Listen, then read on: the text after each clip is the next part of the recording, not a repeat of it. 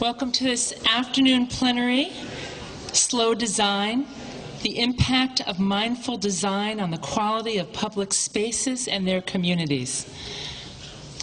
How many people are here for the first time this afternoon? All right, well, welcome. Welcome. It's wonderful to have you here. And welcome to not only to Brattleboro, but to this beautiful jewel of a theater. And my name is Lori Hanau, and I have the privilege of being the MC for the plenaries. And so I'll be MCing this plenary and tomorrow's two plenaries. Just a couple of announcements. First, if anyone is going to the Boston area on Friday afternoon and is willing to give a ride to Worcester, to one of our summiteers, could you please be in touch with Martin? And Martin, where are you? Are you backstage? Oh, okay, there's Martin standing up in the back waving. And or at the registration desk. Or if you don't get in touch with Martin, please go to the registration desk and let them know. We're trying to find a ride for one of our honored guests of the summit for Friday afternoon. Thank you so much. And then I just want to let you know that after this afternoon's breakouts, please join us at the River Garden at 5:30 for a terrific reception. And is there anyone, wait, raise your hand if you don't know where the River Garden is. All right, so it is just north, up Main Street to the right-hand side, and I'm going to also say follow the crowd. And then there's another reception at 7 o'clock at the Works Bagel Cafe, pretty much right across the street from, right across and a little down the street from the River Garden. At 8 p.m., you are all invited to join Ivan Macbeth and Fern Lickfield, our shamanic and druid teachers from Worcester, Vermont, who'll be leading an ecstatic dance experience that will be held across the street at the Marlboro College Graduate Center, Room 2 East. And one of the summiteers, one of you came up to me last night and were confused. You thought that it was Marlboro College, which is out in Marlboro, Vermont. It's about 20 minutes from here, and there was drumming that took place last evening over at the Grad Center. And so I just want to make sure that I'm being super clear today that we have a Grad Center in the town of Brattleboro, just across the street by the Art Museum. And so if you have any questions to where that is, please ask at the reception desk and they will guide you.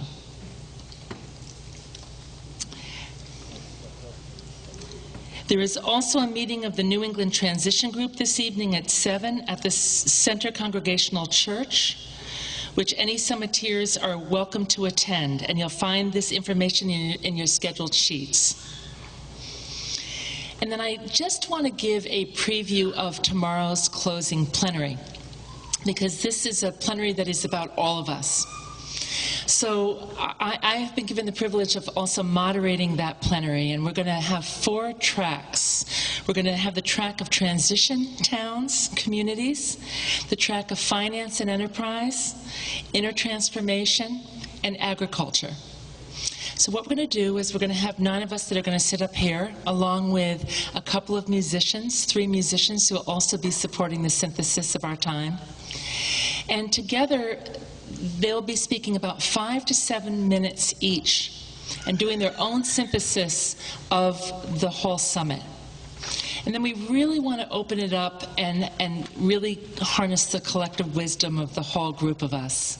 And so I want to just ask you now to start to listen with an awareness for being a part of tomorrow's close. And what are the 3 golden nuggets that really are rising to the top for you in either wisdom, what you're learning, what has you inspired, what patterns you're seeing? And then we'll be sharing those together tomorrow afternoon as we close together. Ellen, are you in the house? I want to make sure that Ellen's here. Okay, beautiful. I'll be introducing you shortly. Before I introduce Ellen, who will be introducing the speakers for this afternoon's session along with the moderator, we have tone-setting sessions at each plenary to support us in coming presence and supporting our receptivity. And this afternoon's tone setter is Cathy Berry. And Cathy is a founding member of the founding board member of Slow Money. She's a founding managing director of Baldwin Investment Management, LLC, and has been active in direct food-related investments, including Farmer's Diner and Vermont Smoke and Cure here in Vermont. She is a family member and active participant of the Sandy River Charitable Foundation, which focuses its grant-making in rural areas, mostly supporting agriculture and local communities. She was an early founding supporter of Bali. She is also on the board of Two Rivers Food Works in Montpelier, Vermont. She did live in New Hampshire, but felt a strong draw to move to Vermont and has done so within the last year. Has become an active, been an active member for a long time of this community before moving here. It is my honor to welcome Cathy Berry to the stage, and please join me in giving her a warm welcome.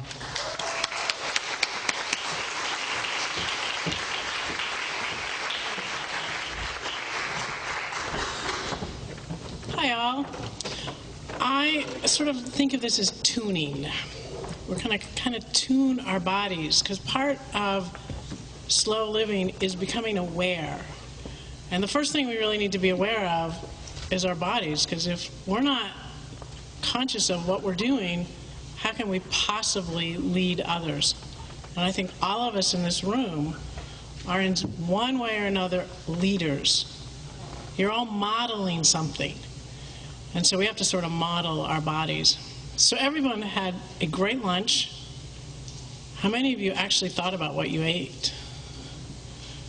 Cool. How many of you gave sort of a private thanks for what you ate? We're doing really well here, guys. Awesome. Your tummy, I was getting to that. Thanks, Orly. And how many of us really appreciated our body's ability to utilize this food? Have you really thought about how hard your bodies are working? Because you're jabbering, our minds are going all the time. And now we come to what we really need here in Brattleboro. I want you to think about your feet. Are your feet really planted on the ground? Are you aware of your feet? I want you to just set your heels slightly down. And ooh, everyone just sat up a lot straighter.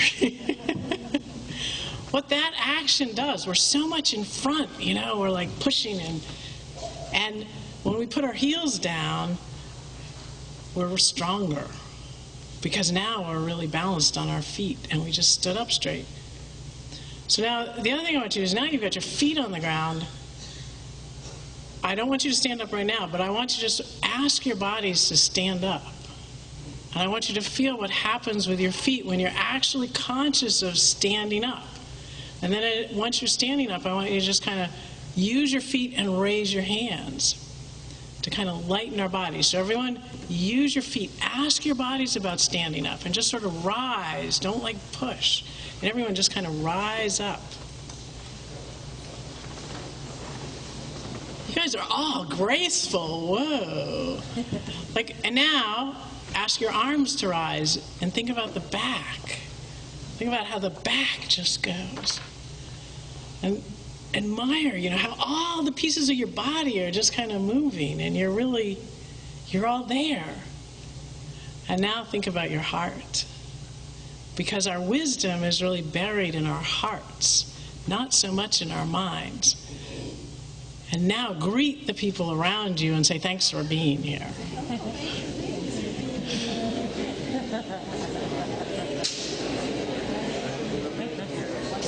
And now before you get into major conversations with your partners, because I know what this group's going to do, I want to leave you with some ideas. We have the wisdom. You can sit down or stand up, you know, however your bodies are kind of asking you to adjust. Ancients say that the wisdom has come from our hearts. And we're all here because we deeply care about living in a somewhat different way. We all have different ideas about how we're supposed to change. So I want you to give yourself permission to actually honor your intentions. So that whether you're an investor, whether you're an entrepreneur, whether you're just a supporting member, be really conscious of what you're doing and allow yourself to follow through, even if everyone says you're a little bit crazy. Because if Orly had listened to the people who said she was a lot crazy, there wouldn't be Strolling of the Heifers, which is now listed in the top 10 festivals in the U.S. Woo! Guys, I talked to someone who was actually it was in Southwest, in the Southwest magazine on the plane. So, you know, guys, that was a really stupid idea, wasn't it? You know, but now it's top 10 in the country. Just remember that. It hasn't taken very long. And she's the one who launched Slow Living Summit, even though people said, well, this is kind of, I don't know, can you really do that in Brattleboro? And have a volunteer conference? So I would like us all to give a great big hand to Orly for all of her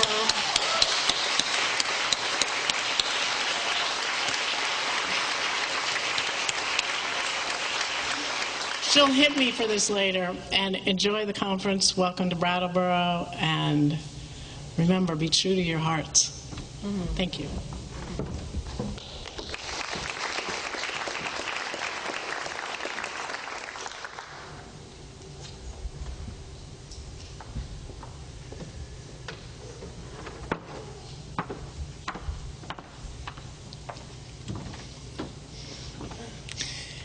So I also remembered that I just want to ask you or remind you to just please put your cell phones on vibrate or turn them off if you haven't done so already. And then also, please check out the literature table that's in the lobby. And if you're going back over for the reception at the River Garden, absolutely check out the books and the sponsor tables while you're there.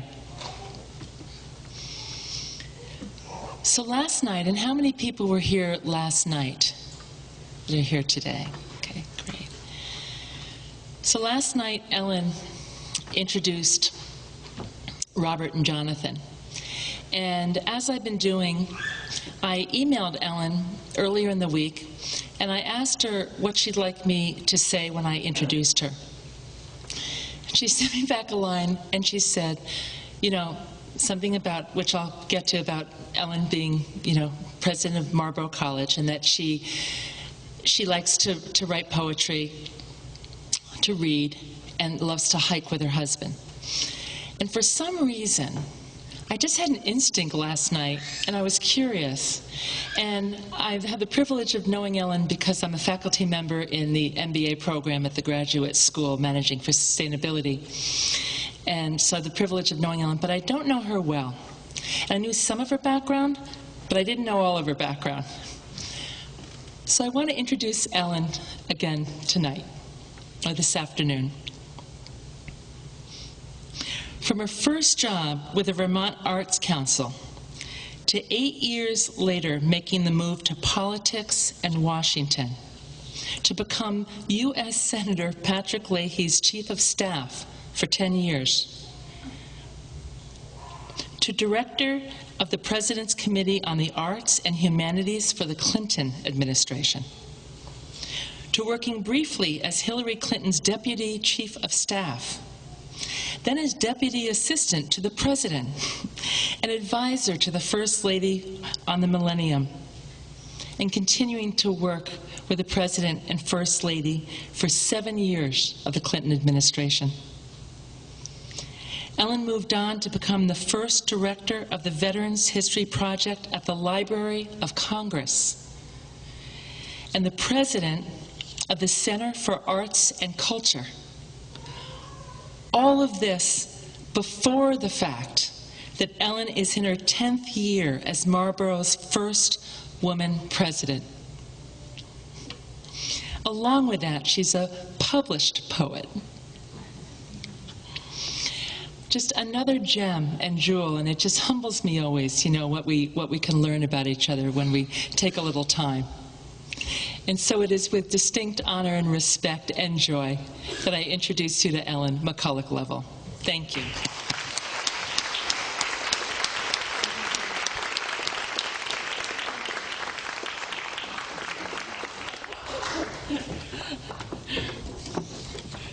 Thank you so much, Lori. It's really nice to be back here with all of you. As I rushed down the hill from Marlboro College after 5 meetings, 4 memos, and 1 mindlessly slurped yogurt, I felt grateful to slide back into the Slow Living Summit with its alliterative S's and its action-extending gerund, living. As I understand, slow living gives us the opportunity for alternatives to conventional thinking, to think with mind, hearts, and hands, the whole person. Here I see the consonance with a Marlboro College education, which I like to refer to as education for liberation. That gets to the root meaning of the liberal arts, the freeing practices and knowledge. And also for the mission-driven vocation education of the Graduate Center. We value and teach people how to think, solve problems, find creative solutions, express themselves clearly, and understand the cultural and historical contexts for decision-making. A Marlboro College education is interdisciplinary, making connections among previously disparate elements, which is the very definition of creativity. And so I'm especially pleased to introduce to you, all too briefly, for their wonderful bios, 4 very creative people to stimulate your thinking. Jonathan Fogelson has degrees in art, architecture, city planning, and is a design and planning associate at Michael Singer Studios. Jonathan, fortunately for all of us, spends most of his time at the Vermont Singer Studio. He teaches visual literacy and graphics, as well as urban design studies at the University of Pennsylvania, of which he is a graduate. Jonathan has been instrumental, along with Michael Singer, sculptor, artist, environmental designer, in creating the Center for Creative Solutions, which is part of Marlboro College and is located within the graduate school, but is really infused with all of the values and thinking of Marlboro College, and it's ably run by Program Director Dolores Root, who is sitting with us today. The Center for Creative Solutions puts together multidisciplinary, interdisciplinary teams for projects to find new solutions, looking at so many spheres of knowledge and therefore creating solutions that only one person or one discipline would not have discovered. And so far, we've done 2 projects two projects for Brattleboro, in investigating and exploring the waterfront, the Brattleboro that faces the river, the Bellows Falls paper mills, and next we're going to be working with the town of Londonderry in redesigning parts of the town after the devastation of the floods following Irene. Jonathan is at the center of all of this. Rosanne Haggerty is the President and Chief Executive Officer of Community Solutions. She's internationally recognized in developing innovative strategies to end homelessness and strengthen communities. In 1990, Rosanne founded Common Ground Community, which is a pioneer in the development of supportive housing and research-based practices to end homelessness. She is a MacArthur Foundation Fellow, an Ashoka Senior Fellow, and Hunt Alternative Prime Mover. Lots of recognition for her innovative work. And in 2012, she was awarded a Jane Jacobs Medal for new ideas and activism from the Rockefeller Foundation. Rasmia Kirmani-Frye is the director of the Brownsville Partnership. She manages a locally based staff of 20 and provides overall strategic leadership, vision, guidance, and direction for the partnership. She's responsible for the development of a governance structure that deepens the relationships between various partners and the Brownsville community. Before joining the partnership, she was a New York City-based independent researcher and a consultant working with community-based organizations and government entities. So you can see the thread through her activities. And she has also taught at Milano Graduate School and Eugene Lang College at New School University, a course called Mobilizing the City. She also worked as a community organizer in Brooklyn, where she's lived for the last 18 years. I think we'll maybe see some urban-rural correspondences here. And I'd like to introduce our moderator, Susan McMahon.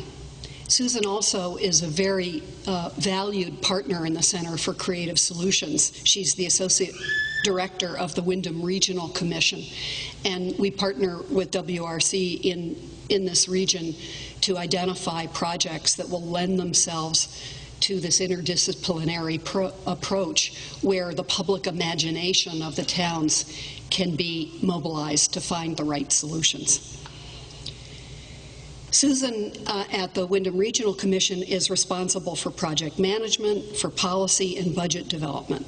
She supervises staff on a wide array of planning and policy issues, including land use, community development, transportation, energy, and regional plan development. She represents the Commission in work locally, regionally, state, and with the federal government and a wide array of partners. Susan is a very effective grant winner, and since 2000, she has secured and managed 7 grants from the Environmental Protection Agency, almost $3 million. And she also serves on the Brownfields Advisory Committee of the Vermont Association of Planning and Development Agencies. Most recently, Susan worked to secure a grant from the National Endowment for the Arts, and that's making the Londonderry flood revitalization project possible. So thank you, Susan, for all of your good work. And if I could ask you all to come forward, I'm sure we're all really eager to hear from you. Let's welcome our panel.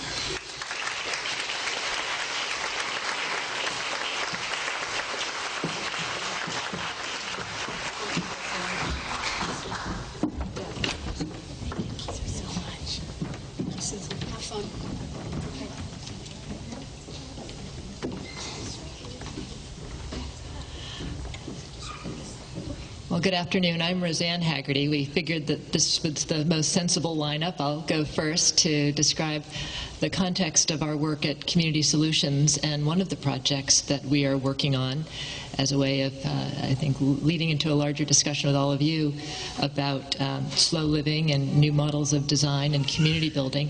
And then Raz, my colleague, will talk about another of our projects, and Jonathan, who is working with us with the Michael Singer Studio, will give another arc to this, although, is it going to be you, then Raz? Did we figure it out? You as I'm told. Okay.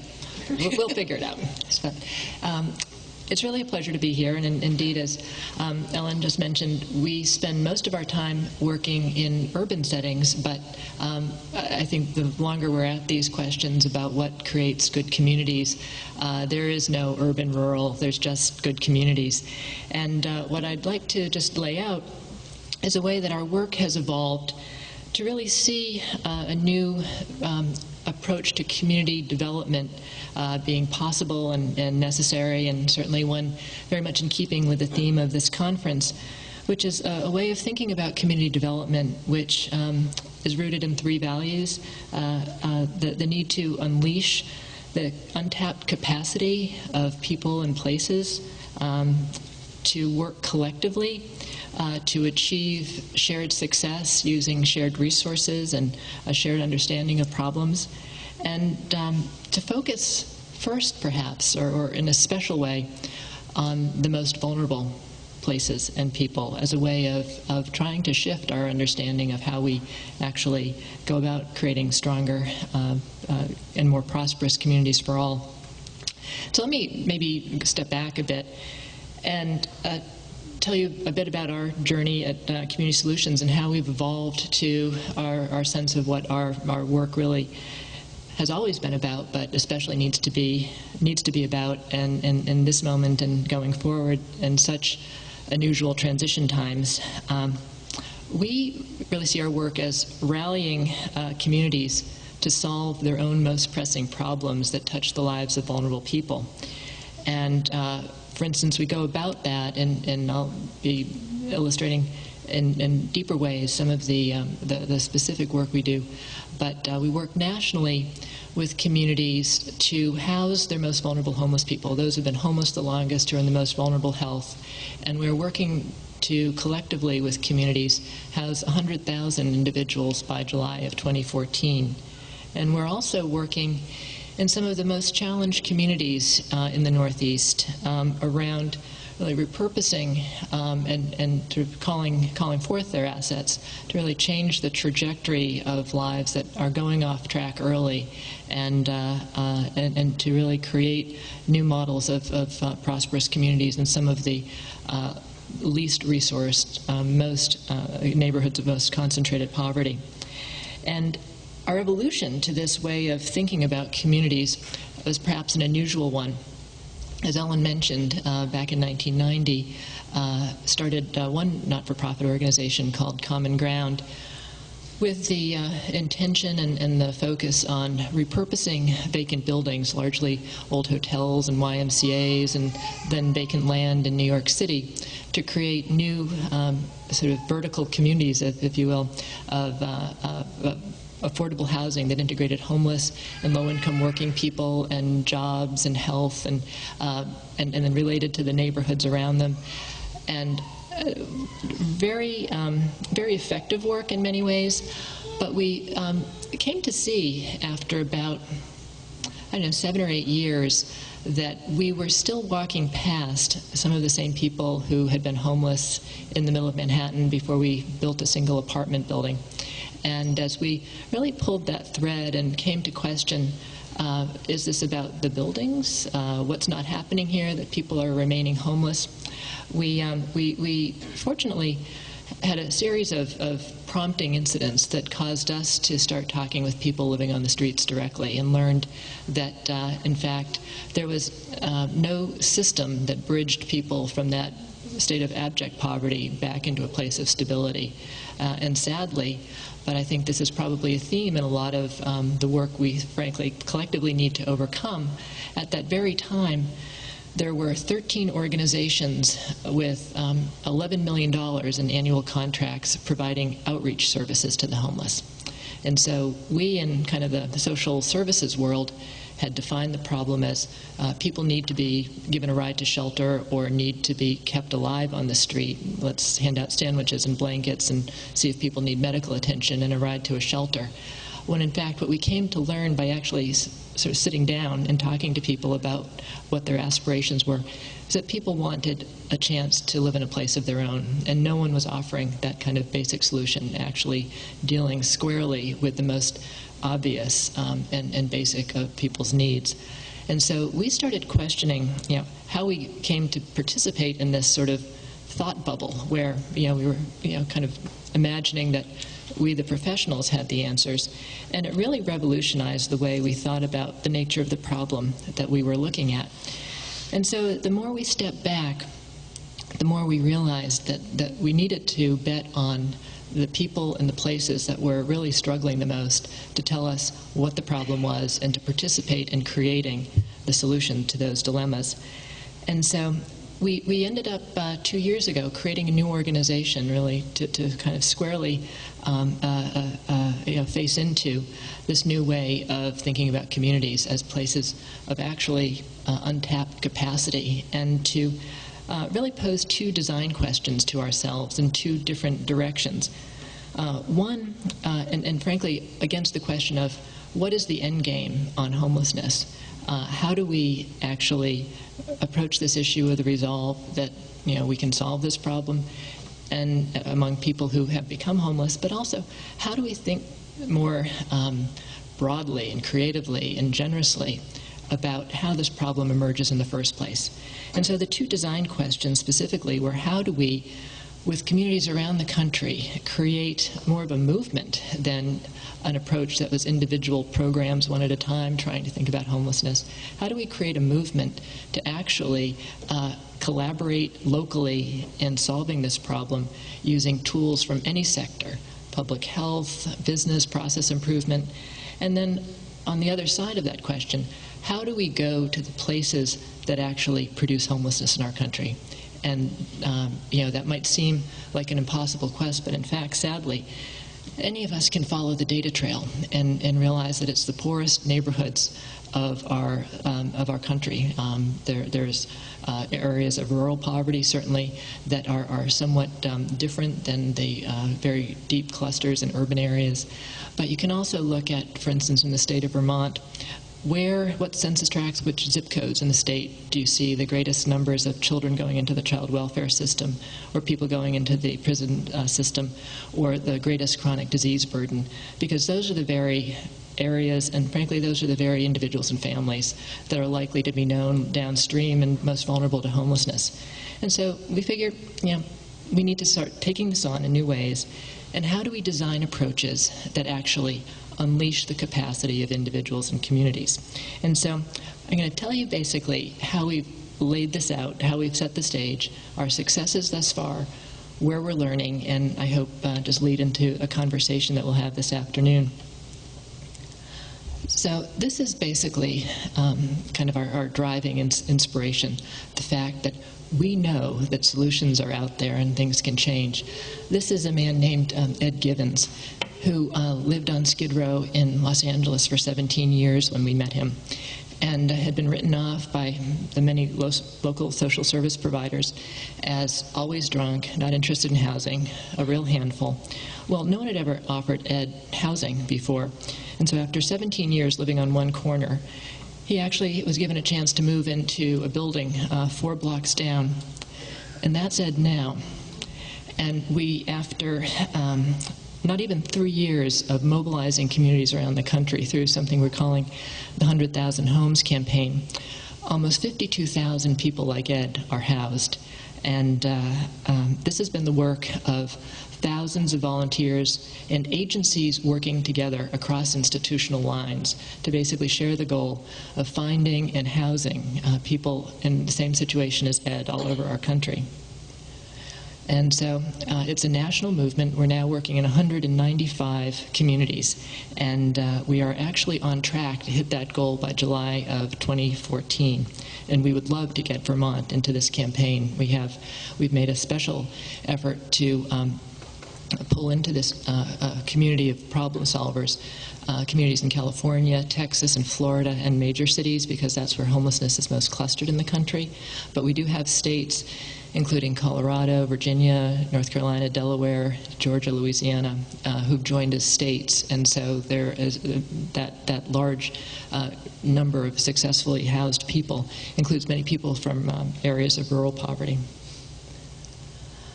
But to turn to this more open and starting point question that we'll be talking about today, we've taken the same set of insights that drive the campaign about the power of local cross-sector teams working with good data and focusing on the most vulnerable people and places. And we're looking at 2 communities in the Northeast that are absolute seedbeds for bad outcomes in the lives of individuals and families.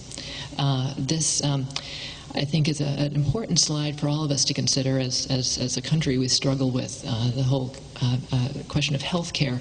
You'll see that, frankly, what constitutes a person's health, only 10% of it has to do with, do you actually get to a doctor and get good treatment? The vast amount of health-producing outcome has to do with how we live, our behaviors, our environment, and genes. All of, get triggered differently with different behaviors and environment. And so we think that tackling these communities that we have, I think, not really known how to think about is essential, not only from a justice standpoint, but frankly from an economic standpoint. We are going to have a state budget sinking under the cost of Medicaid if we don't actually start grappling differently with the bad outcomes that cluster in these neighborhoods. And one of these neighborhoods is Northeast Hartford. Raz is going to be speaking in a minute about Brownsville, Brooklyn, but Northeast represents a different typology of community. It's Hartford is much more like most other New England and frankly most post-industrial cities in the country. And Northeast, I should say about Hartford, it's I think the 4th poorest city in the country and a very wealthy state. And Northeast is the poorest neighborhood and the 4th poorest city in the country. And it's a neighborhood of about 10,700 people. And it's bounded by, you can sort of see the vague outline, one of the country's most magnificent urban parks. It's an Olmsted Park, of course, badly overgrown, poorly maintained, but just as a metaphor for untapped assets and capacity there. And in Northeast, I want to be very careful in saying that there are two competing stories. There's the statistical and the visible story of it's the highest rate of poor health outcomes in the state health equity index. You would look at some of the health conditions like infant mortality and HIV transmission and swear you're looking at parts of the developing world. But there's also another story that's really fighting to breathe here, one of people who are unbelievable problem solvers to actually manage on a day-to-day basis with no money and very limited infrastructure in the city, and to really rise to try to participate in an effort to turn this neighborhood around is a source of profound excitement and reinforcement of the possibility of another story of regeneration coming from the actual inspiration and activity and points of connection between local people and local institutions in Northeast. The centerpiece of our work there is this 65,000 square foot historic factory that's just it's been donated to us to turn into essentially what we envision as a community hub, as a maker space, a clinic, a food center, a new public library branch, a medical respite center for individuals who don't need to be in hospitals or nursing homes but need more support before they can live well at home again, and as the center of an urban farm network in this neighborhood with many vacant properties. Here's another glimpse of the factory. It was actually it was there before there was a neighborhood. The neighborhood grew up around it. Many of the houses were essentially worker accommodations. It's a magnificent old space. It's been vacant from 2004 on. And we see that this opportunity to intervene with a very central property in the area is an important catalyst for the other work that actually we'll be doing with Michael Singer Studios starting this summer. We've been able to mobilize a number of partners on the physical development side. You see some of them listed here. But very excitingly, we have now 44 partner organizations, everything from universities to hospitals to the Catholic worker to neighborhood associations, who meet regularly to work toward common goals in this community around changing employment and health outcomes. Just a few more slides of the property.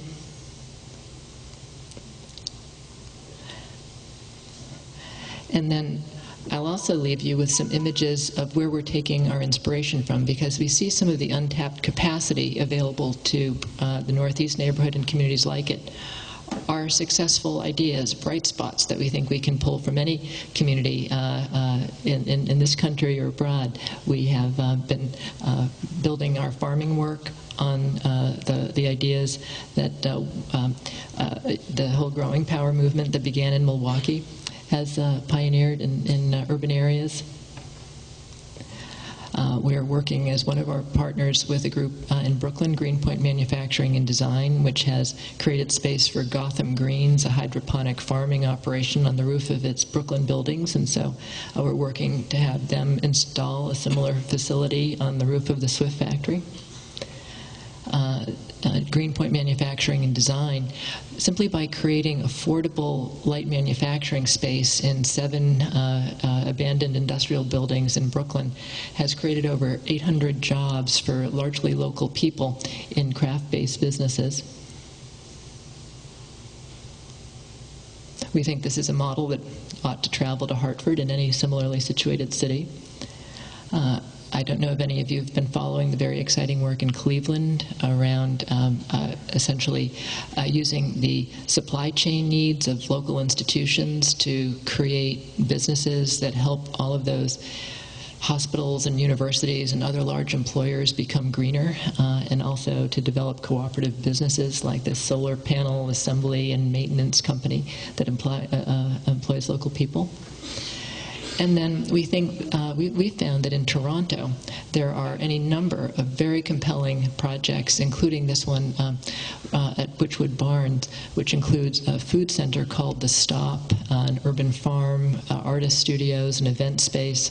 And so before I turn things over to Raz, I'll just say that we would be really excited to get your thoughts about other ideas we should be incorporating as we kind of launch into the physical planning phase of the Northeast neighborhood with a very robust participatory process with institutional and neighborhood partners. We think that going slowly is absolutely the right thing here. This neighborhood didn't get to be such a place of neglect quickly, and we think that we need very bold and immediate goals as far as giving us directional information that we're heading in a positive direction. We're looking to create opportunities for 1,000 more people in this neighborhood to be employed by the end of 2016. But we know that the history of urban development projects is that you don't actually change the whole quotient of hope and the possibilities for people to actually own their lives differently by simply landing a convention center or doing something that is simply about development without the human connection as part of that process. And so I'll turn this over to Raz now, who will talk about our work in Brownsville.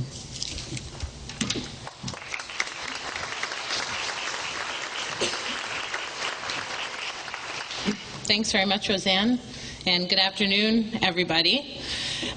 Thrilled to be here, and as Roseanne and I were rushing from New York City to Vermont, it occurred to me that we had the beginnings of a very bad joke, which is, so a couple of gals from New York City walk into the Slow Living Summit. But I think we belong here. I think that the work we're doing in these communities is about slow living. I think someone who didn't know, or communities that didn't know, could think that like slow living in New York City might be about like taking the local train instead of the express train, but it's not. I think that, you know, there are villages in New York City, and Brownsville is such a village. And it's a village that does kind of conflate the concepts of urban and rural. And in fact, I often describe Brownsville as urban-rural. It is, and we'll see pictures and I'll take you through statistics, but you know, it's urban in its density and it's rural in its disconnectedness from the rest of the city. If you ask many a New Yorker, have they heard of Brownsville? They will likely say no, or they will say, in Texas? So it's a community that it has incredible abundance, has been neglected, But we really believe that communities, and Brownsville is such a community, that can not only define the problems that are going on in their community, but they can actually define what the solutions are, and often lack a convening space to bring those solutions to life.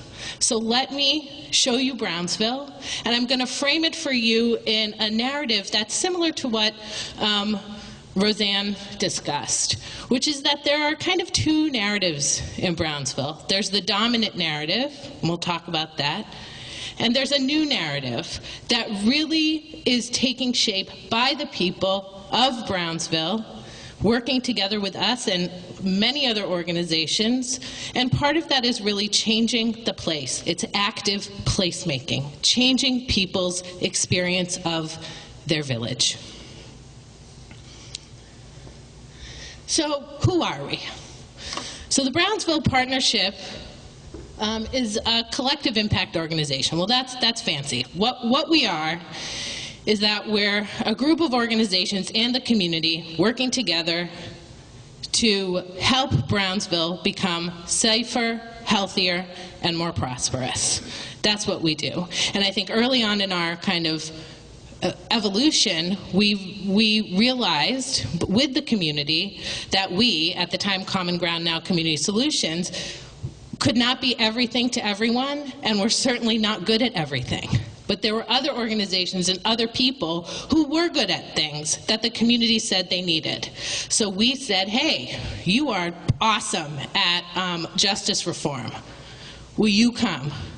Bring your talents to Brownsville. And it has been a resounding yes, and it's been an inspiring evolution and journey to be on with this community. The team is 22 of us, residents, working together, and the reason why I put this picture up is this is one of our placemaking activities, was creating bike lanes in Brownsville. And it was something that nobody in the city really considered, that Brownsville might want bike lanes. Who's riding bikes in Brownsville? That's for gentrified communities. That's for, if you know Brooklyn, the Park Slopes, the Brooklyn Heights. Well, we had a senior activist who had a senior bike club who said, we want bike lanes. And so we worked together to engage and convene city agencies, local people, and did bike lane planning, and the first one is being laid this month. Yes, come ride with us in Brownsville. Our evolution really started by good old-fashioned community organizing, not assuming that we know what people want. And then it evolved to include different services. But as you see, we get to 2012, and the poor person's back is breaking. Well, this is telling us that we probably need to move into a different model. So what we are moving towards is becoming a backbone organization. Well, what does that mean? Well, think about your bodies.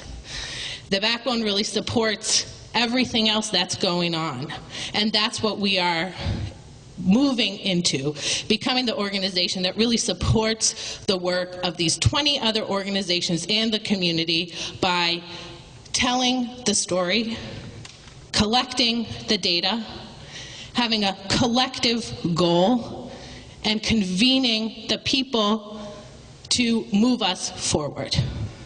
We are deep, deep in the middle of doing this. So, this is the dominant narrative in Brownsville. If people in New York City have heard of Brownsville, they know it as, wow, it's really dangerous there. There are superlatives that are attached to Brownsville that are true. We don't deny them. It has the largest concentration of public housing in North America. That is true. It is a square mile, about a square mile, 100,000 people. About a third of them live in public housing.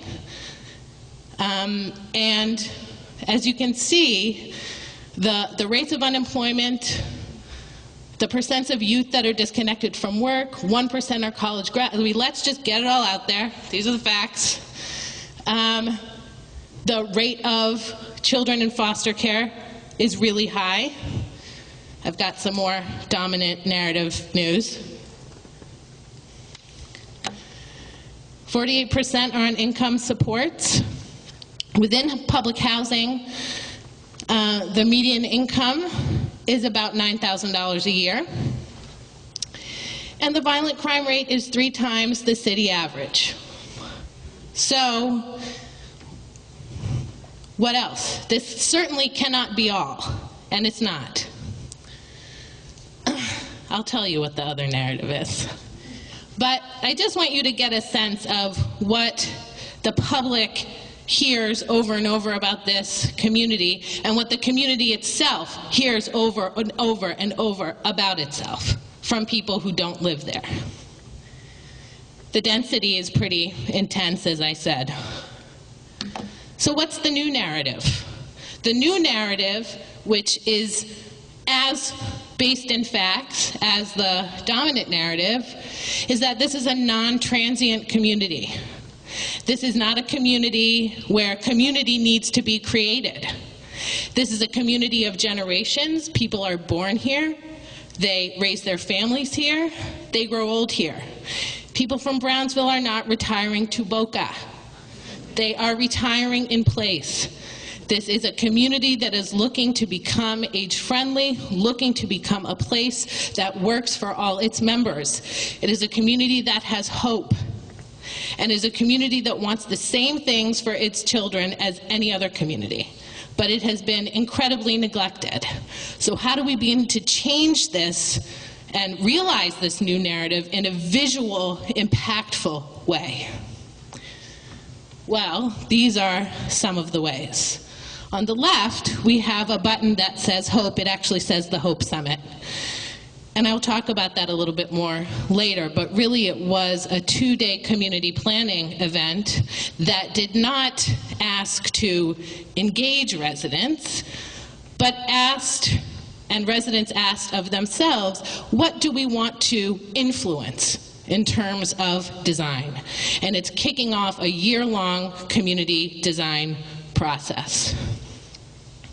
On the top, we have a youth market. Our partner, Grow NYC, that runs all the farmers markets in New York City, has a youth market program that employs young people from Brownsville to operate markets with organic produce. They learn both about the business, and they learn how to cook, and they learn how to interact with people in a different way. And then murals. Things that we can do that have immediate impact. So let's get a little deeper into this.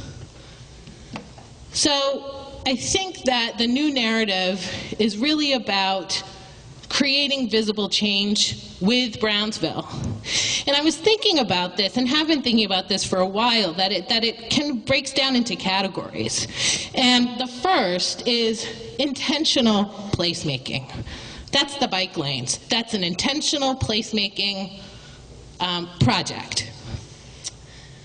The youth markets, an urban trail, which I'll show you a map of. The second is long-term development with the community. That's like the HOPE Summit.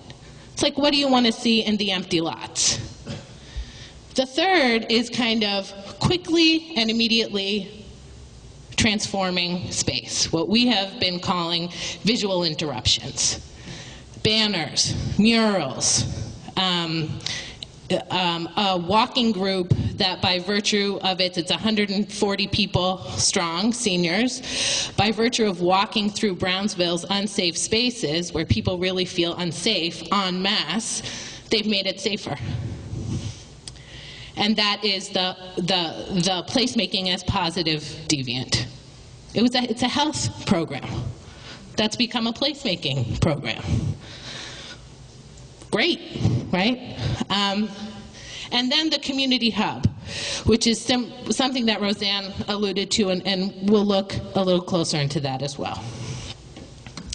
All right, these is too many words. I apologize. First slide. But what it does is kind of show in the last, 5 years, that our focus, whether it's been intentional or not intentional, has really been on placemaking.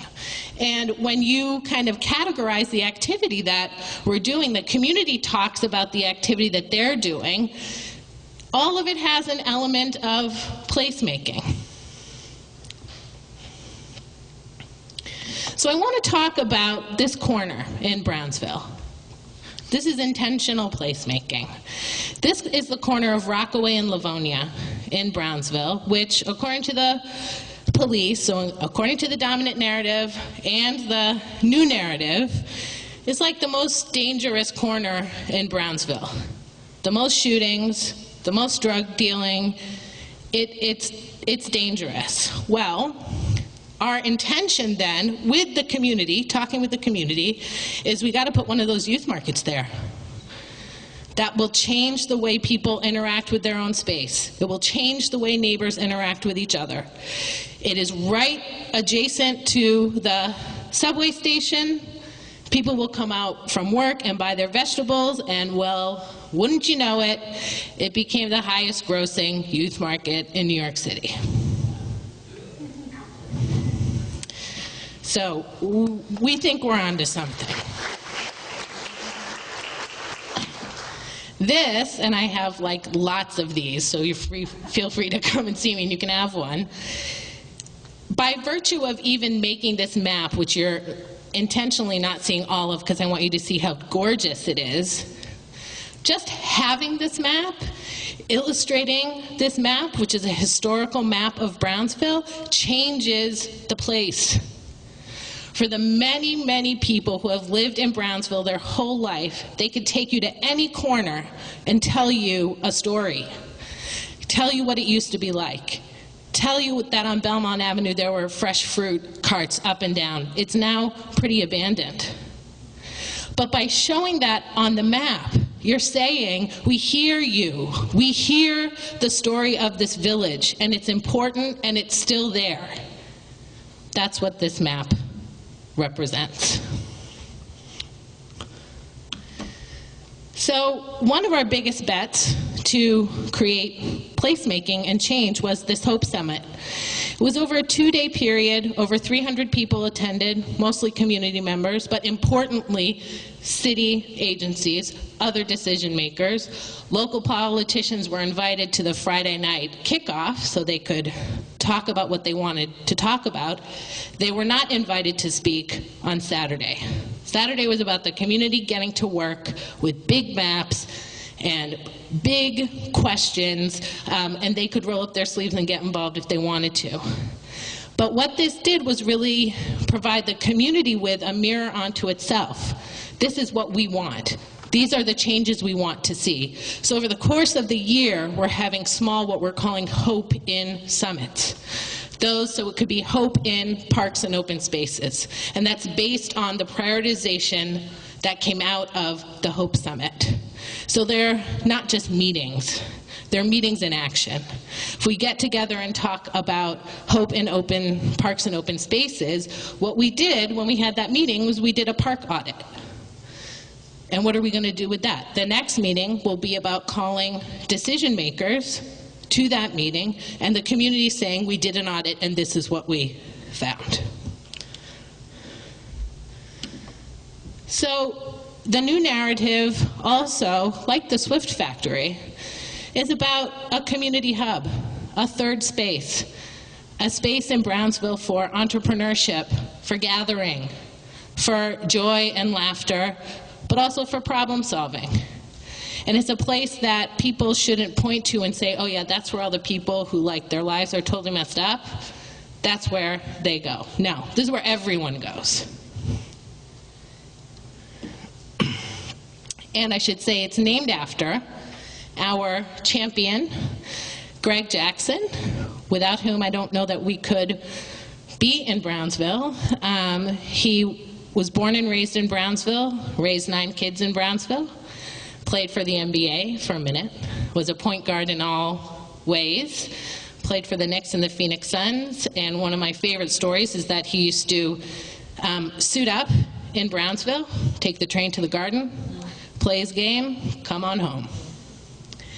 Well, he realized that home is where he wanted to be, and he dedicated his life to hope in Brownsville, and he passed away a year ago, but I can say personally it's been the single most greatest influence on my life in terms of hope in communities, and I think everyone in Brownsville, and certainly Rosanne, would say the same thing. And he left us an incredible legacy. These are just kind of conceptual drawings of what the building could be. And the reason why I put this here is because it's kind of it's the same analogy as the bike lane. Why can't there be a beautiful, thoughtful building for the entire community?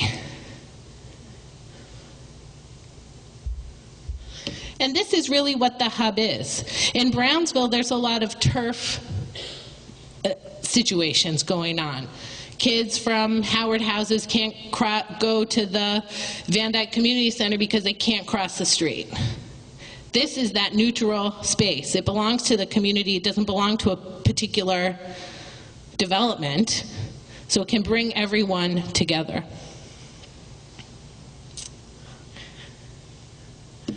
So I think in closing, and we've recently, our team at Community Solutions have really been talking about what it is that kind of brings us all together in the various communities that we work in, and it's really an approach. And that approach is that we feel okay about innovating. And we feel really okay about innovating with communities who also want to innovate. And so that really is about identifying, training, and mobilizing, and I think really redefining community leaders, the early adopters, the folks who are like, yeah, okay, let's do it. And then you kind of like set everyone loose. Do it, and let's learn from it. And as you kind of identify the positive deviance from the approaches that you make, you write those down.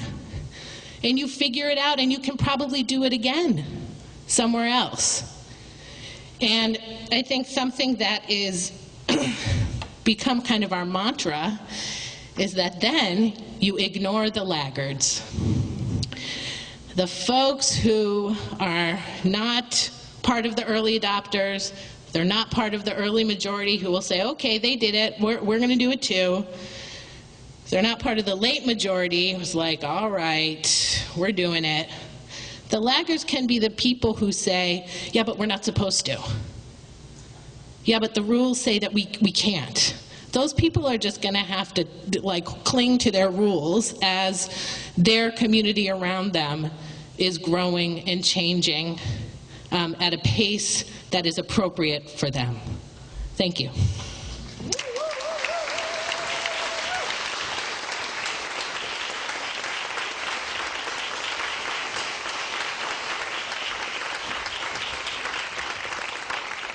Rosanne had mentioned some of the people and some of the affiliations they have on the ground in Northeast neighborhood in Hartford. I had the privilege of actually spending a solid day with two of them, and I came back home just blown away from their level of hope and their ability to, in a meaningful way, create lasting solutions that are relevant to them and their communities. So thank you for everything that you're doing. I'm going to try and be really, really brief, because ultimately all I'm going to do is show you a bunch of pretty pictures, and it doesn't really matter that much.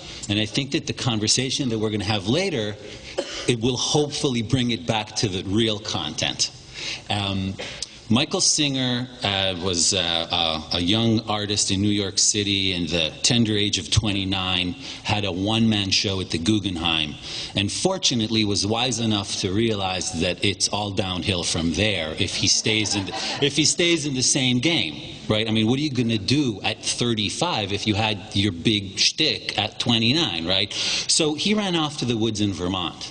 And as he puts it, you know, I spent 7 years doing stuff in the woods, but then I realized that anybody seeing it wouldn't really notice it because I'm just making the woods look more like what the woods are supposed to look like, right?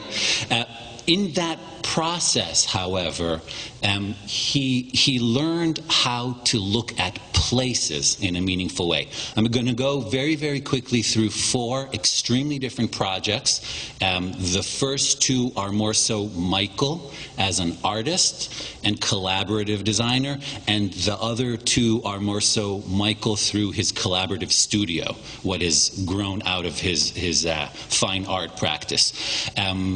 So the idea of him working in the woods alone for 7 years, making the woods look like more of what the woods are supposed to look like, and no one will understand it unless they realize that he did it, because it looks the way it should look, and so what the hell is going on here, right? It gave him the innate capacity to really focus on place. And I guess this fits well with the context of slow living, right?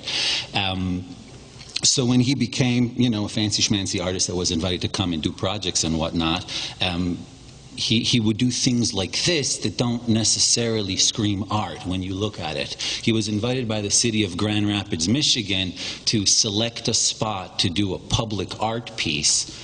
And while driving around town, he said, "Oh, what's that over there? Oh, don't worry about that. That's a eroded bank of the river, and we're going to have the Army Corps of Engineers come in here and build a big flood wall out of concrete. So just don't worry about it." He's like, well, what's going to happen to the trees? Oh, we're going to rip them out. And, oh, well, that's where I want to do my art piece.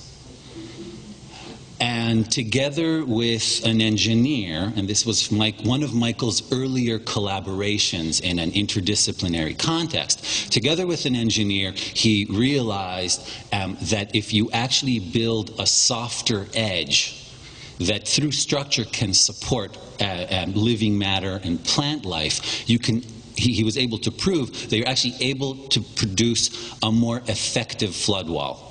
Now, this was done in the late 80s. Nowadays, civil engineers acknowledge the fact that soft measures are much more effective than hard, structured measures. So this was quite a bit ahead of the time, if you will. These are very fresh photos of the project as it was done. This is a photo during construction, and once again, it's a product of the collaboration with the engineer and with the contractor. What they realized was that if they use the cut granite as the formwork for the concrete versus building a form, pouring the concrete, and then sticking the granite to it, you're actually building something that's more robust, that costs way less money. Once again, one of those fascinating discoveries that occurs only if you happen to sit around the table with somebody from a different field. I guess I'm missing a slide. Well, what's interesting about this project at the end of the day is that, oh, there it is. I skipped 2 before. Sorry about that. What's interesting about this project is if you see in the far end of the left image a little kind of spirally shape over there, that's actually a walkway. It's a riverfront walkway. It's an ADA accessible riverfront walkway. Because of the location of this piece in the context of this walkway that was emerging in the late 80s, early 90s, it's actually hailed as a major contributor to the economic revitalization of the downtown. So the art that turns into a collaborative thing that starts to talk about ecology, resiliency from flooding, actually has positive financial ramifications versus what one might think or what one might imagine a negative ramification or effect. Another very different project, Banish & Banish, a very famous and well-established architecture firm out of Germany, invited Michael to work together with them on the Altera Forestry Research Institute for the government of the Netherlands. This is a low-budget government research building that was completed in the mid-90s before there were any building standards for sustainable architecture. Generic single-loaded corridor offices, kind of like motel architecture, right? Super cheap, super simple. However, the building is arranged around 2 atria. You see the 2 glazed areas over there? Those are 2 parallel atrias, and the offices ring them both. And what the atrias do is not only provide air, oxygen, God forbid, in an office building, natural light, and a pleasant space to be in. But actually what these atrias are the kidneys, if you will, of the site. All of the storm water from the surrounding parking areas, as well as some of the gray water from the sinks in the building, are cleansed in these two atrias. They're an active part of the building. This was completed in the mid-90s. This is not a contemporary project. Okay? This is before people came up with the word sustainable design, really.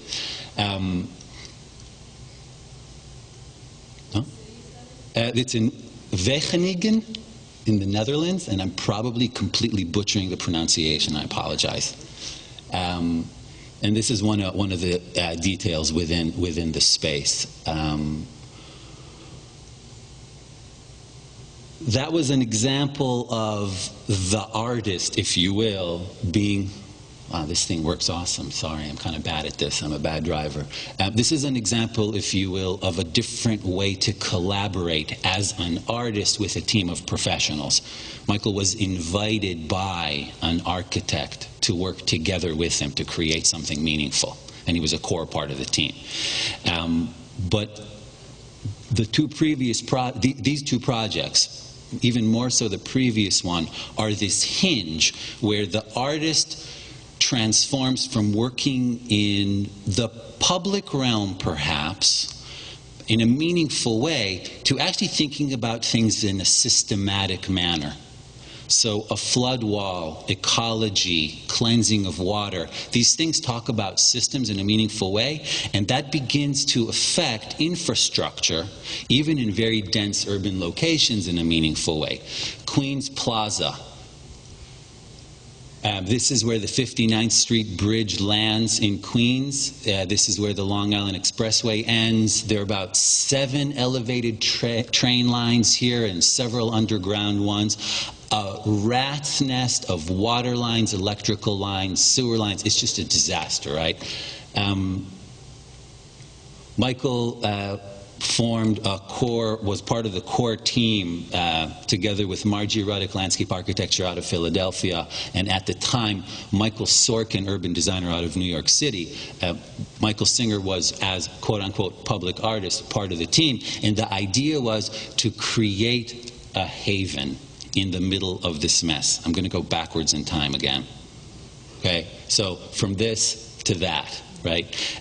Now, what's interesting about this is not just the fact that it is a highly vegetated space. What's interesting about this is one of the first New York City-owned properties that was designed to handle its own stormwater load. So instead of dumping every drop of rain that lands in this location into the combined sewage system and then into the East River, so that for 48 hours after the rain event ends, nobody can touch the water, right?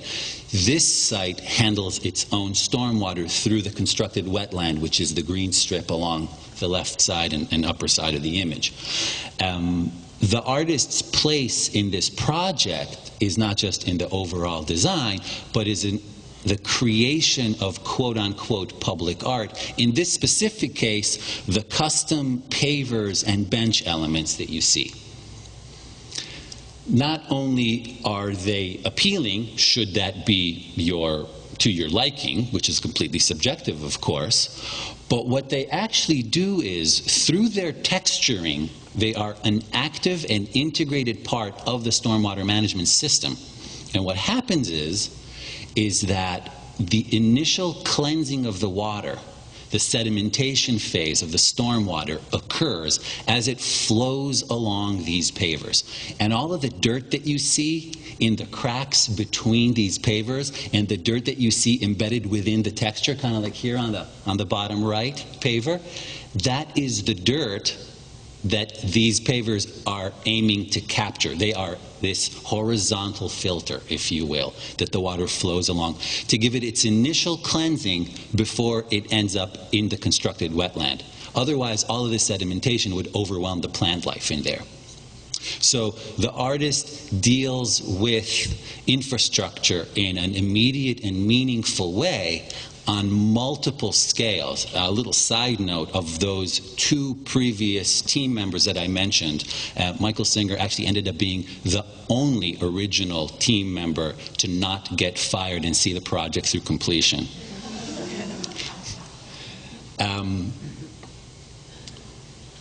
West Palm Beach, Florida. There was a traditional Florida kind of really fast road along the waterway, which completely disconnected the water from downtown. Through street calming, as well as the design of a large public area for events ringed by parks and the redesign of the waterfront esplanade, the idea here was to really restitch the city with the water. Now, there are a few things that come out of any such project that I'm going to go over pretty briefly, but then there are a couple of things that are very unique about it. So events, playful water features, beautiful spaces that support activity. I can talk about this for 45 minutes. That's not the point of this. Waterfront views, waterfront esplanade. Great, wonderful. That's all great stuff. But what this project was really about, okay, was about the regeneration of the Intracoastal Waterway. Through many decades of negative impact due to dredging, due to commercial boating, and due to combined sewage overflows into the waterway, the ecology in this place is simply dead. This is a rendering of an idea of how the southernmost portion of the waterfront of downtown West Palm Beach could actually be regenerated. The city said, "Are you crazy? We're not responsible for the water. Leave us alone. I'll save you from all of the details of all of the various agencies, but let's just say that it was a multi-scaled governmental agency intervention that ended up saying, just a second, this should be our best practice. We're going to take this project from you and turn it into a reality." Known as the South Cove Regeneration Project, this southern portion of the waterfront of downtown West Palm Beach now has these constructed islands with native grasses and vegetation planted on them. But not only that, a core of local volunteers that did the planting and will maintain it over time. Okay? So we're starting to talk about the place as in the people that are in it, and not just the various ecological or urban systems that occupy it, right? The other piece that goes along with this that actually wasn't, that was a piece of the core project, is the only example that we know of a structure that truly has living organisms as a core part of the structure, a public dock built off of the waterfront. You can come with your boat and park it there for free for the day. No overnight parking, so don't think you're going to save on hotel. People can actually have events here. But what's really important about this is that the vegetation that you see is local vegetation, native vegetation, and there's an oyster bed embedded in the center of this dock. Okay? And what happens as a result of this is that the ecology in the immediate area below the dock becomes more robust. I'm not trying to claim that that then cleansed the entire Intracoastal Waterway or the associated lagoon that we're in, but it gives an opportunity to actually see part of what's happening. If you look at the entire dock, and please ignore the piece on the left, we'll get to that in a second, you actually see these planters embedded in there. You can see how people can interact with it in a meaningful way. Another thing that these docks do is they actually provide the backbone for an annual boat show, which is one of the largest boat shows in the world, that up until the existence of this backbone would have to build all of these piers from scratch, disturbing the most fragile ecology that still remains underwater of the seagrasses that over time would be completely destroyed and eroded. So it's a public space that provides an opportunity to see a glimpse of an ecological system that helps support it, but it's also a piece of actual infrastructure. Most importantly, the best thing about it is, if you get to be there in the middle of the workday because you took the day off, you sometimes actually get to see school groups come. And it's amazing to see kids in Florida realize what's going on in the water around them that they would otherwise never truly realize. It's pretty remarkable when you get to see kids interacting with something that you've done in such a meaningful way. It kind of gives hope, actually. The last project that I'm going to go over very briefly actually does not involve physical hands-on design. This is a very different type of project. It's a community-based planning project, and it kind of starts bringing us back to the work that Community Solutions is doing. So I guess we worked out the order pretty well, actually.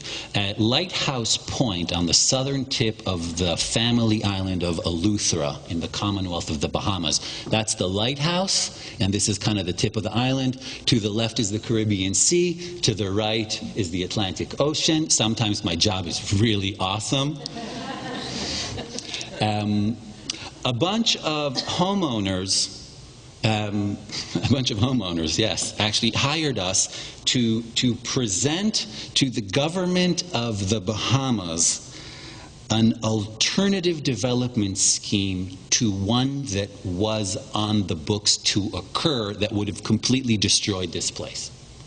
There's a certain cynicism here, right? The gringo that already has his mansion on island doesn't want for another gringo to have his mansion on island because it ruins his view, right? I mean, but setting that aside, what was remarkable about this group of individuals is that it also included people that live on island full time. This is, by the way, a remarkable island. It is the home of the first free black community in the New World. It has always been an extremely diverse place, and the island is 110 miles long, and if I'm not mistaken, at its widest, no more than about 2 miles wide. And because traversing it has always been very difficult by land, places along it are connected by sea and by boat, and the relationships are really very interesting. So the southern tip of the island has all of these amazing features. We kind of started doing some physical mapping of what's going on to try and devise a polemic as to why this should not be developed the way that other bunch of gringos wanted to develop it, right? But what we discovered pretty quickly is what matters more than the actual physical place or the people that inhabit it. And we discovered really quickly that there is an extremely robust local infrastructure called commonage committees. It's a former British colony version of a land trust that is managed and owned. I need to. Okay, I'll do this quickly then. But what it is, it's a series of residents that actually control land granted to them by the Crown because their forefathers helped with some war against the French. Okay? We took advantage of this existing infrastructure and actually engaged in an extremely robust grassroots-based community participation process to come up with possible visions for what this place could be. And the original group of supporters that hired us saw the value of us diverting our work towards the community because they realized that that's really the way to stop that development from occurring. We then realized that it's really not just about the tip of the island, it's about the entire island, and that there are different ways to look at this island. And I won't get into all the details. But what came out of this is a booklet called A Shared Vision for South Eleuthera. Every household on the southern half of the island has a copy of this book. And any developer or any government agency or any major player that proposes anything on island is faced by a bunch of smiling residents that hold this little book up and say, how does it relate to our vision? Okay, so from going in there trying to save a bunch of second homeowners from destroying the value of their home, to actually being able to interact with an existing social infrastructure in a meaningful way to produce something that is genuinely owned by the residents of the island is a pretty fun transition to be a part of. And I'll end with an image that's absolutely beautiful that I had nothing to do with creating.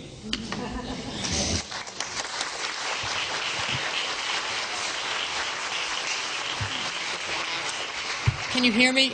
We have like a couple of minutes for questions. I was going 2 minutes for questions. No, let's take about 15 minutes. Okay, good. Okay?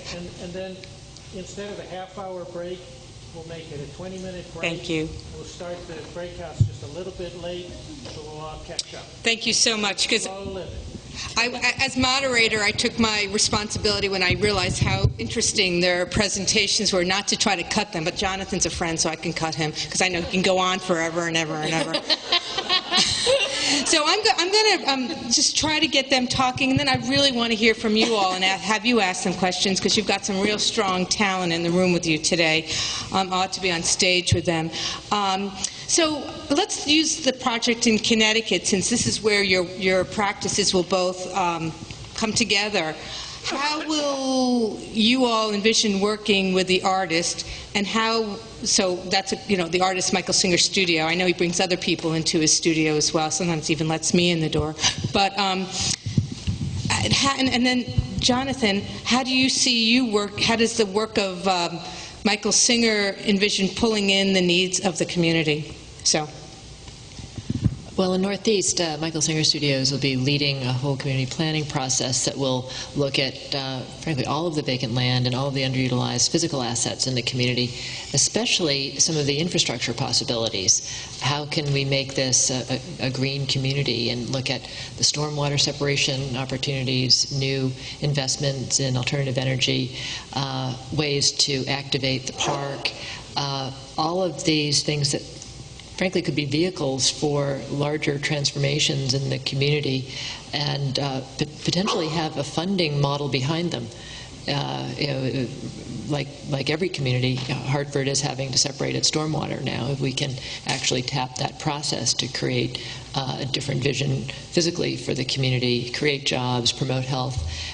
We're with Singer Studios. We're looking for those points of intersection. And I'd say there are two other layers that we'll weave through this process with the community and partners led by the studio. One is looking explicitly at a health impact assessment in a positive way. Typically these have been used, I guess most prominently in California, to block the freeway exit. Mm-hmm. How can we, though, use that in an affirmative way to make health-promoting decisions around infrastructure changes? And then we're also looking at the World Health Organization's age-friendly standards, and how do we make sort of usability and accessibility kind of a conscious set of choices as we look at the physical infrastructure there.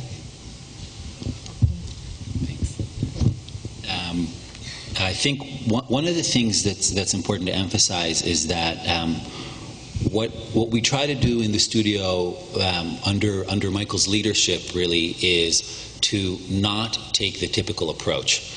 And this goes in two very different ways. Sometimes it means that we really have no idea what the hell we're doing because we've never done it before. Right? And there are people that are attracted to that, and they appreciate the potential value of making discoveries. And then there are people that are completely detest the notion of not being able to copy paste. Oh, let's copy paste the Istanbul project or the Munich project or the Addis Ababa project and put it here because it worked over there, so it's fine, kind of thing, right? So that's one side of it. But the other side of it is really more fundamental in that because the studio works in an extremely collaborative fashion, and we tailor our team to suit the specific needs of a specific project, and we work on it per project, not per community. What happens is we really have to retool our process every time. And I actually think that the Northeast Community Project is a really good example of that, and there's a reason I didn't mention it in the presentation. I knew we'd talk about it now. Originally, we were to engage in neighborhood scale sustainability plan that involves the community in a robust fashion. Okay, and we devised, we customized, we completely invented a process that will enable us to do that in a meaningful way within the available budget and within the available reality of timeline and regulations and so on and so forth. But then the Pew Charitable Trust gave Rosanne a phone call and said, well, we're kind of looking for creative ways to use this health impact assessment tool, and maybe this is a good fit. So we're now in the process of completely reinventing our synthesized and invented process to be able to interact in a meaningful way with the health impact assessment. I don't even really know what a health impact assessment is fully, right? I'm not a public health professional. It's really not my job to know everything fully. It kind of defies the purpose of working in an interdisciplinary context. But the idea of being able to sit around the table with community organizers, with people that understand urban finance, with people that understand public health, with people of varying disciplines, and have a real conversation about how do we develop a language so that we can talk together? Then, how do we use that language to devise a process that will enable us to interact efficiently, right, with each other as well as the community? And then, how do we actually end up with real results? And that kind of deliberate process of figuring out how to figure it out is really intriguing, because at the end of the day you see results that come from a lot of thinking. So the artist piece, so to speak, is less so about necessarily making a beautiful image. It's more so about reinventing the process. Okay. I'll ask you both another question, and then I'm going to open it up to the public. So a lot of your work is placemaking. Different types of placemaking, but it is placemaking. Was there ever a project that in your mind you started out thinking it was going to do something, and then it just totally surprised how the community took it on? Raz? For sure. After you get the microphone Yeah, out. after. Yeah, I think that our walking group in Brownsville is a really good example. You know, we had a walking group a few years ago, and nobody came. And so what happened that now it's kind of self-sustaining, and other smaller areas in Brownsville want their own walking group. And I think that we did a couple things intentionally, and then it had completely unintentional positive placemaking results. So one was that we, once again, were reminded that we are not the experts in creating a walking group. There are actually people who do that, and will do it for free and awesomely. For us, that was the New York Roadrunners Club. And I like to say, you know, we beg, borrow, and steal ideas from everybody and then give credit. So we saw this work in Harlem. We saw the trainer, Sid. We didn't just want a trainer, we wanted Sid. So Sid came to Brownsville and started working with seniors, and they were afraid to kind of do the walking outside. So we did a lot of chair exercising inside, and then once the group got big enough, we started walking outside. And then we started walking from their senior center through that very dangerous intersection to an underutilized park that had been having some daytime shootings, and used one of the areas for the group to do aerobics. Well, that was kind of a game changer in how seniors felt about the space, how the space became welcoming. And it doesn't mean that that space doesn't need some heavy lifting in terms of changing the design elements, but it was an immediate place-making change that affected safety and usability. Either of you want to talk to that? I think that our whole approach to Hartford has followed that pattern. We actually weren't looking for another big, complicated project. We were focused on Brownsville, and then this historic factory was about to be demolished, and the mayor and the Preservation Alliance approached us, sort of implausibly, like, would you take this on? It's such an important structure in the community. And literally, the family that owned it for over 100 years could not give it away, and it had no market value in this neighborhood. And so we agreed to take it on after going to meet with the community organizations, and it was a process unlike ones that we had followed in our earlier organization. I'd never before been to a community board meeting. Usually as a real estate developer, you're saying, here's my project, and will you support it? And we went there saying, what do you think? What, should we do something here? What would you like to see done? And the fact that the community immediately said jobs, and how do we put some of these vacant buildings back to work? Just where we are now with extraordinary buy-in to a whole variety of complementary community and job-promoting uses is not at all where we thought we'd be when we had those initial conversations. Jonathan, you have anything to add? I think when you're dealing with the process of design, every step is a discovery, and you don't really know where you're getting to when you start by default.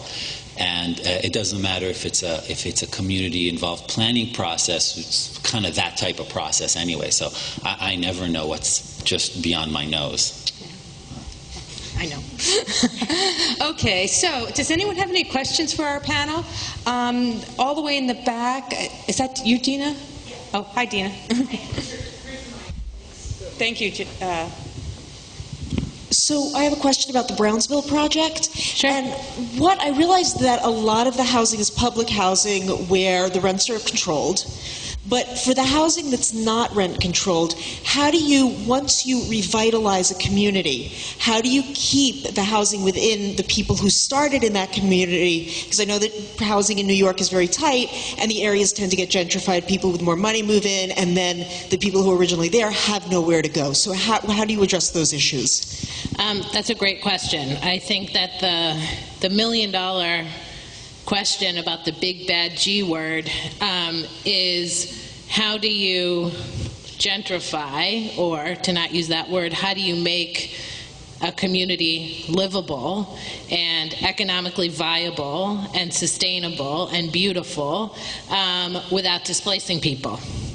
And we are 100% believe that you don't have to displace people, that the public housing, and there's other housing stock in Brownsville, for sure, but the public housing is affordable housing, and it needs to be preserved almost as an act, right?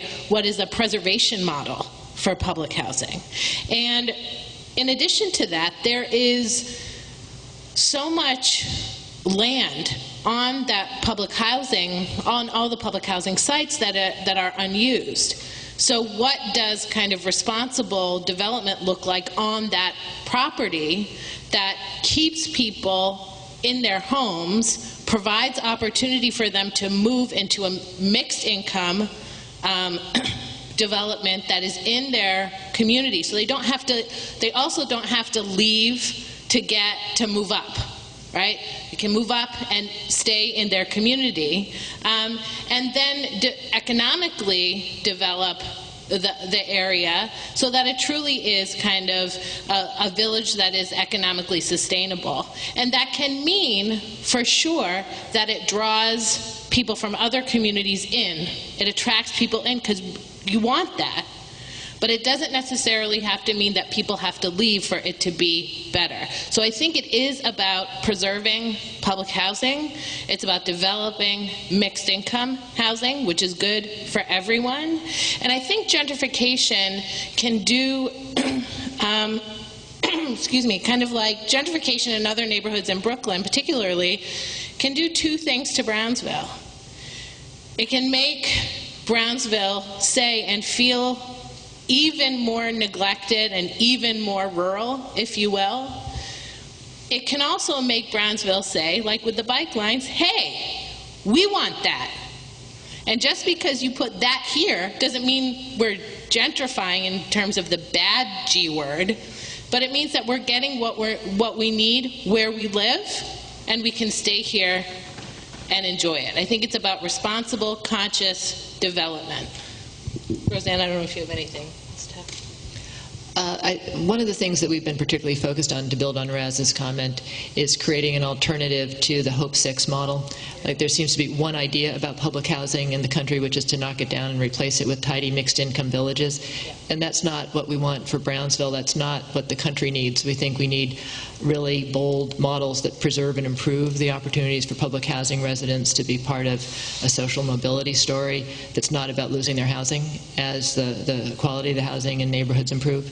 And as Raz said, you know, the kind of hidden asset in a lot of these towers in a park development that you see in Brownsville and other cities that haven't already demolished their housing is that there's an awful lot of unused development rights. And so if you can simultaneously retrofit, improve the health, sustainability, safety, functionality of the existing public housing and build new mixed-income housing to strengthen those neighborhoods, there's the land to do it. It's not a zero-sum game, and I think we've been told a false story, frankly, in the country.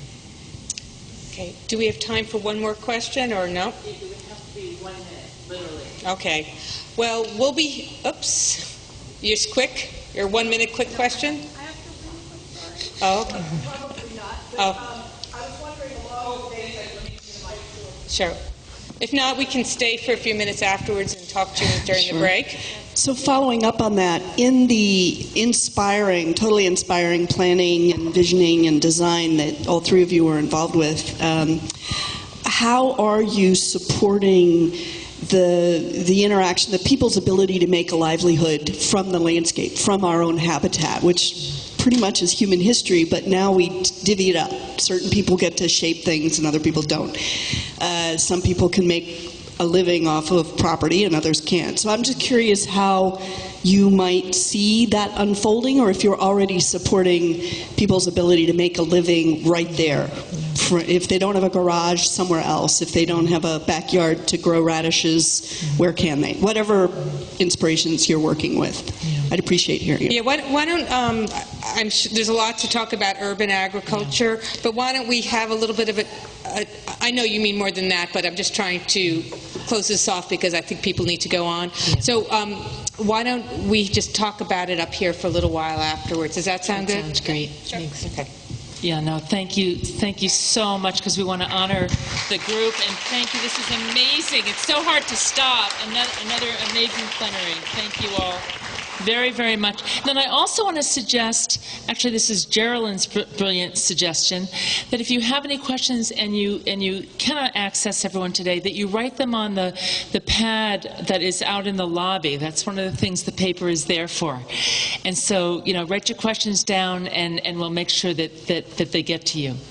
All right. Thank you so much. And then I just want to acknowledge that there is a lot of time tonight for meeting up and for building community with each other. So I just thank you for your presence here. I hope you have a very beautiful and wonderful rest of your day. See you tomorrow morning. We start with a continental breakfast again at 8 a.m. and the plenary tomorrow morning on the transition plenary at 8:30. Take care, everyone.